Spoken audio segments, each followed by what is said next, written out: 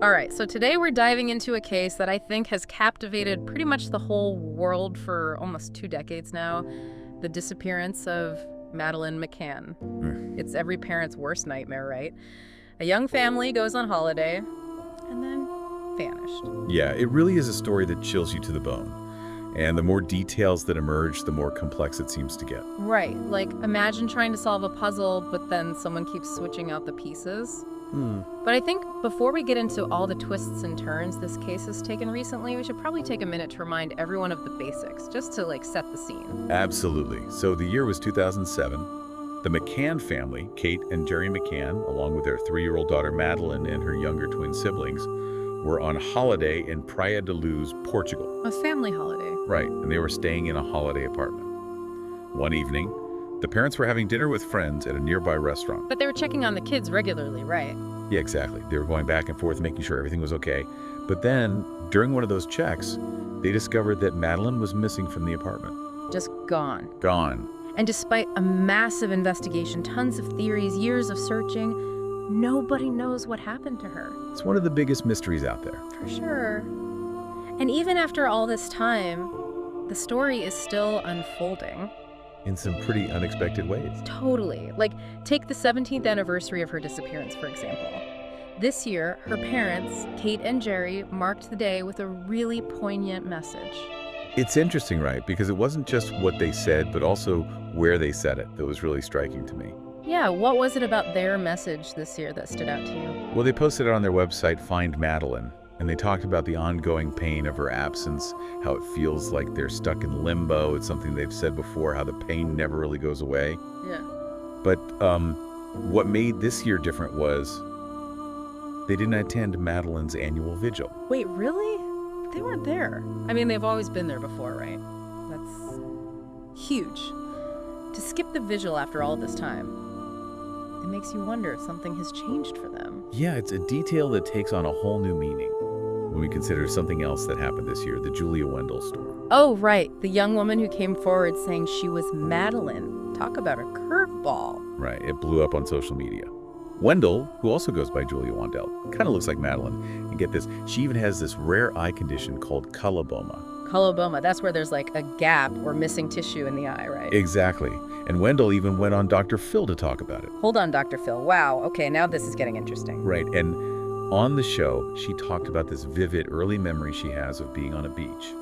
There were children, light-colored buildings, turtles, water, and some people were saying this imagery really lined up with Praia da Luz. Whoa, that's actually pretty eerie. So did she have any solid proof to back up her claims? Like, besides a few physical similarities in this memory? Well, not really. In the beginning, there was a lot of buzz, a lot of speculation, but then DNA tests proved there was no biological link between Wendell and the McCanns. So, case closed on that front. Well, after the DNA results came back, Wendell actually walked back her claims. She said she regretted causing any hurt and that she was actually more focused on figuring out her own identity. Okay, so it sounds like that could have been the end of it. The DNA evidence is pretty cut and dry, but here's where it gets even wilder. Julia Wendell was at the vigil that the McCanns missed.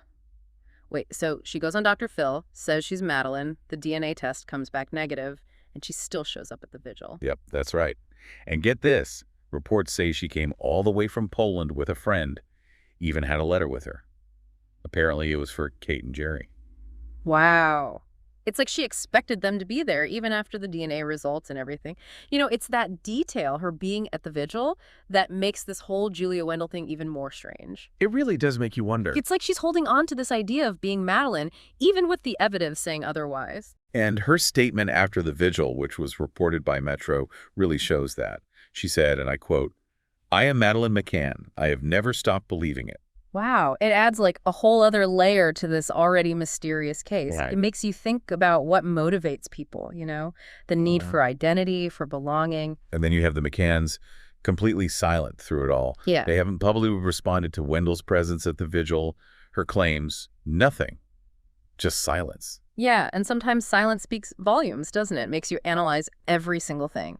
But speaking of searching for answers, the official investigation into Madeleine's disappearance is still going, right? Oh, absolutely. Even after all these years, the authorities are determined to find out what happened to her. In fact, just recently, the UK Home Office gave another $248,000 to keep the search going. $248,000. I mean, that's definitely something, but when you think about it, the Metropolitan Police have already spent something like $17 million, so it feels almost like a drop in the ocean. Yeah, it puts things into perspective. But I think it really shows their dedication to this case. Even after all this time, they're not giving up. They're willing to look into every single lead. Which brings us to another big development, Christian Bruckner. He's been on the radar of this case for a while now, right? That's right. Bruckner is currently in prison in Germany for a different rape conviction, but he's been considered a key suspect in Madeleine's disappearance for years now. Right. And recently there was that news about his trial in Germany for those unrelated sexual assault charges. And in a completely unexpected turn of events, he was acquitted. Acquitted. Hold on. So does that mean he's in the clear for everything? What does this mean for the Madeleine McCann investigation? Well, it's not that straightforward. Remember, he's still behind bars for that other rape conviction. But more importantly, German prosecutors are still actively looking into his possible involvement in Madeleine's case.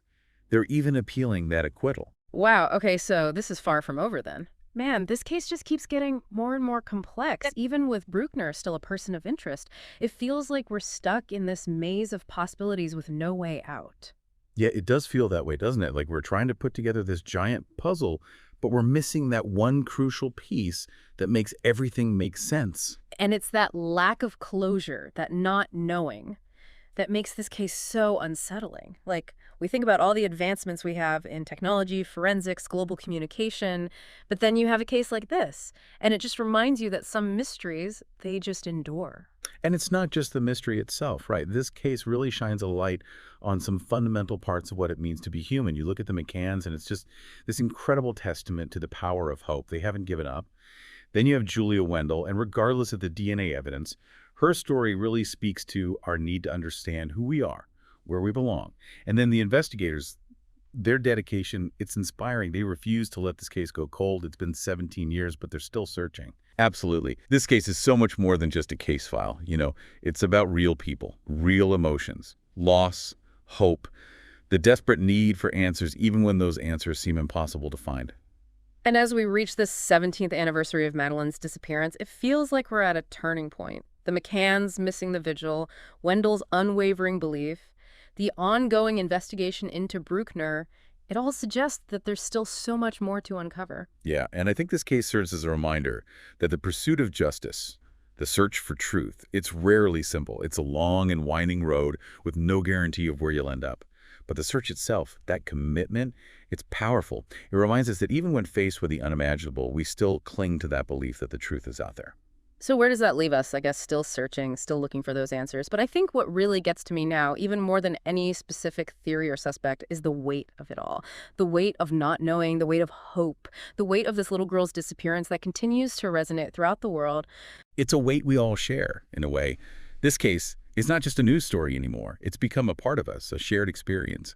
It makes you think about how precious life is, how strong hope can be, and how some mysteries, they stay with us forever. Mysteries that continue to fascinate and haunt us long after the headlines fade. And for Madeleine McCann, for her family, and for everyone touched by this enduring mystery, the search for answers goes on. And as we've explored